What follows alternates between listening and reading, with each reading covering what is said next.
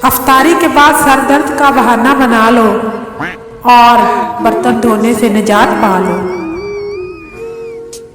लड़कियां अफ्तारी के बर्तन धो धोकर बस बर्तन डन के ही स्टेटस लगा सकती हैं। अच्छी खासी बैठे बैठे सुन हो जाती हूँ, बस अफ्तारी करती हूँ और टुन हो जाती हूँ। मिलने के नहीं नायाब हैं हम, अगर कोई अफ्तारी पर बुलाए तो दस्तयाब है हम।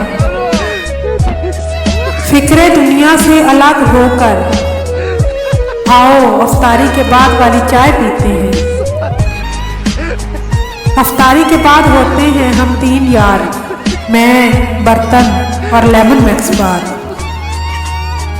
शौहर के हाथ की बनी अफ्तारी करने का सपना इस साल भी सपना ही रह गया। अफ्तारी बनाने से डर नहीं लगता साहिब, अफ्तार के बाद बर्तन धोने से लगता है। अफ्तारी के बर्तन हैं या वलीमे के, बस धोते जाओ धोते जाओ।